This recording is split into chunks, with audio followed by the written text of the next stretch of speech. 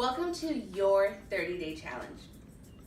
Over the course of the next 30 days, you will participate in a program that's designed in a week 1 and week 2 format. You'll find, as you look at the handout, that each day in week 1 is slightly different, whether it be an active work or strengthening day, a cardio day, or mobility emphasis day. Then when you get to week 2, you'll see that the format changes. Different layout, different exercise programs. When you get to week 3, you're going to cycle back to the week 1 format, where you'll find that there's some progression, some add-ons you can try, as well as some things that you can add to the program for the day to make it feel like a whole new, slightly more challenging workout. The most important thing is that as you go along, you're really challenging yourself. When you get to week 4, you'll cycle back to the week 2 layout and go through the program as it was designed for week 2, again with the challenges or the slight add-ons or progressions to the exercises. Now remember, this is your challenge, this is your program. So if there's any days in any particular week where you feel like you're under the constraints of time, or you may feel like you're a little tight and you need to maybe modify or change a mobility day for a cardio day, do what you need to do that suits you best. This is your program. But most of all, do not delete your mobility days. The mobility is super important, and I highly encourage that you keep at least 2 stretch and mobility days in each week. But if you need to modify or change anything, do what works best for you. Let's get started with week 1, day 1. Let's go. Welcome to week 1, day 1, your Tabata workout.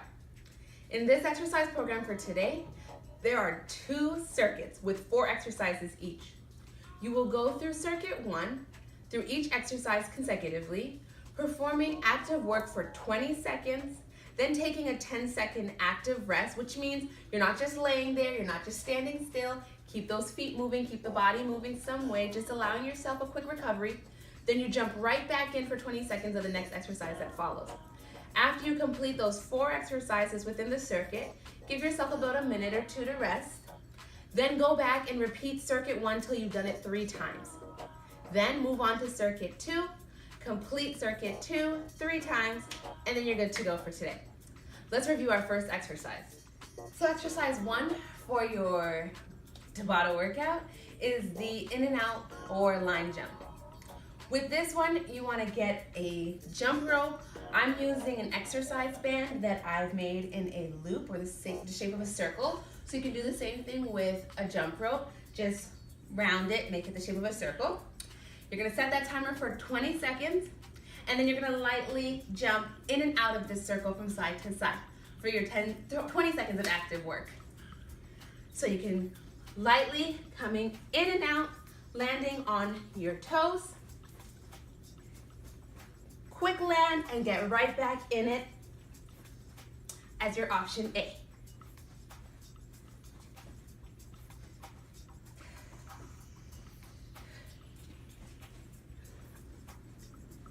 When you're ready to take it to option B, keep those feet together and hop in and out of that circle.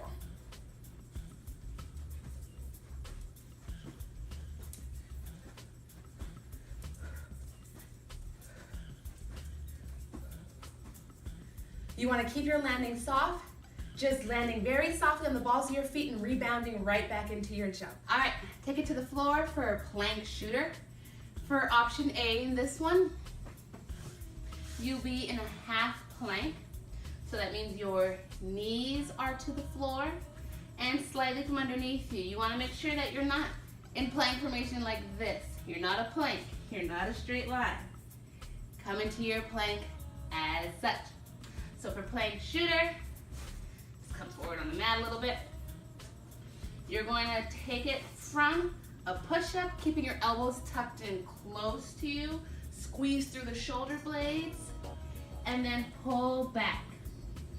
Come forward again to your push-up, shoot back.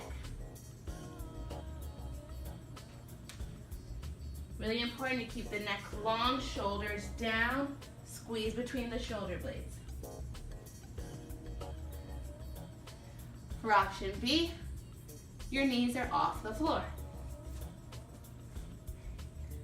Keeping elbows close to you, come down for your push-up. Come back into the shooter, keeping your knees off the floor. Push-up, shooter.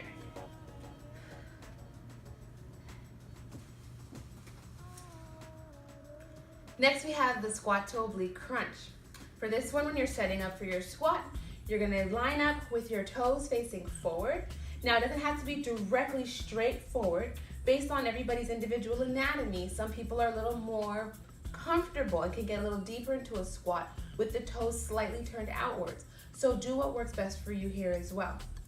You're also gonna make sure that when you squat, you're taking it back from the hips with your back straight, keeping the knees aligned with the second and third toe and coming down. Your weight is over your heels rather than your toes. Initiate the movement from the hips, sitting back towards a chair rather than kneeling. Think of it that way. Going through the motions of your squat to oblique crunch, you're gonna come down, come up, and bring opposite elbow towards your knee.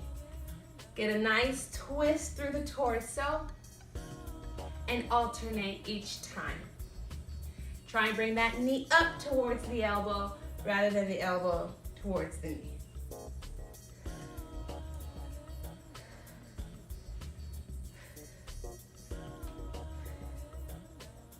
For your hollow hold, leg lower, gonna come to your mat, and you wanna come down into, it's a hollow hold, scooping the abdominals and coming down to a hollow out position. You can keep your head elevated, lightly supporting your hands under your head, not yanking on your neck. Keep the elbows open. For option A, starting with your knees up and tap one heel down, then the other. You want to keep the abdominals tight. Draw that belly button towards the floor and tuck it under your ribs just a bit.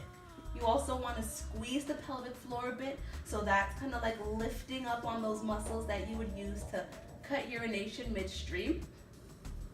Engaging that together. For option B, bring both heels down, together, tapping. You want to make sure, monitor your back. Is your back starting to arch?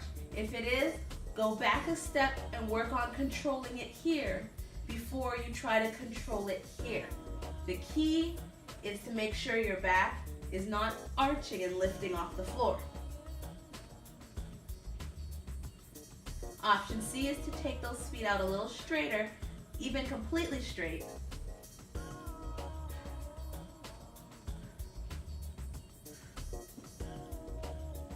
And work on that there.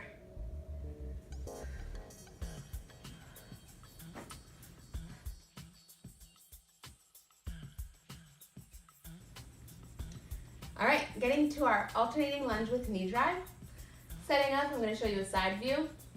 When you come down into that lunge, take a nice step back, thinking about keeping that front knee in line with your ankle.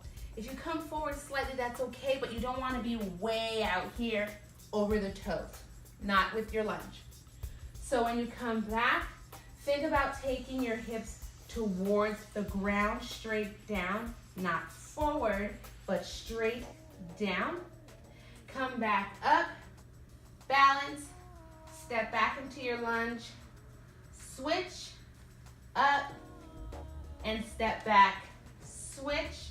Pull that knee up for the knee drive, back into the lunge, step into your switch, knee drive, lunge, switch. Lunge, knee drive, lunge, switch, lunge, knee drive, lunge, switch. When you're ready to take it a little further, you're gonna add a jump switch to this.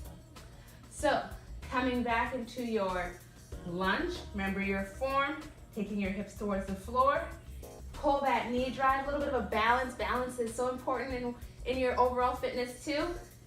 You're gonna come back to that lunge, switch, knee drive, lunge, jump switch. Bring that knee up, lunge, jump switch, knee up, lunge, jump switch. Keep that chest up, shoulders square, hips square. And remember, if you're doing the jump switch, that you're landing softly on your feet. Keep it soft and gentle. Give it a try. For your oblique mountain climbers, some may call them spiders. There's a few variations to this. For your option A, you're gonna start in your plank. You're gonna want to be in a full plank for this one. Come down to take breaks quickly as you need to, if need be, but you definitely want to work in the full plank. Taking one knee outward towards the same side elbow. Keep the core drawn in tight, hips down, not up here. Be mindful of your back doing any of this. Nice and straight. Alternating sides. For option B, you're gonna take one knee towards the same side elbow, rotate it towards the opposite, and then take it back out, switching sides, looking like this.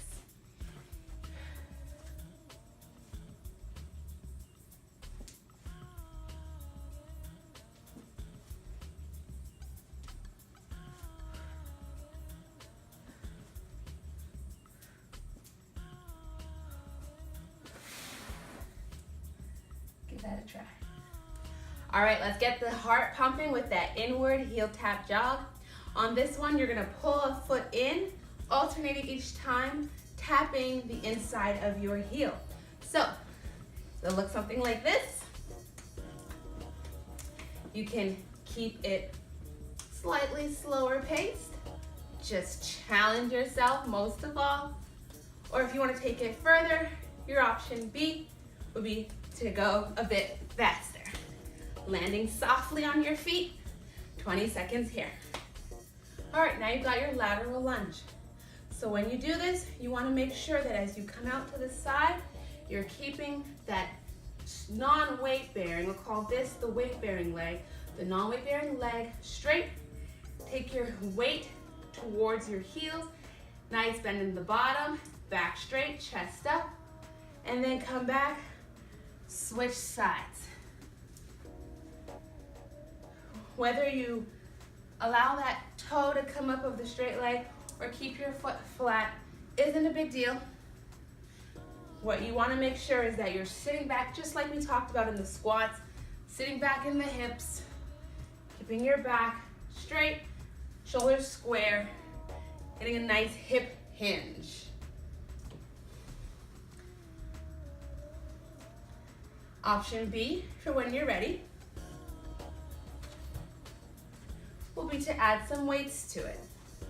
Keeping your hands down at your side, coming over, keeping chest up. It really helps to find a focal point in front of you so that you're not looking down and folding over. Keep that chest up. Gaze straight ahead, helps with your form.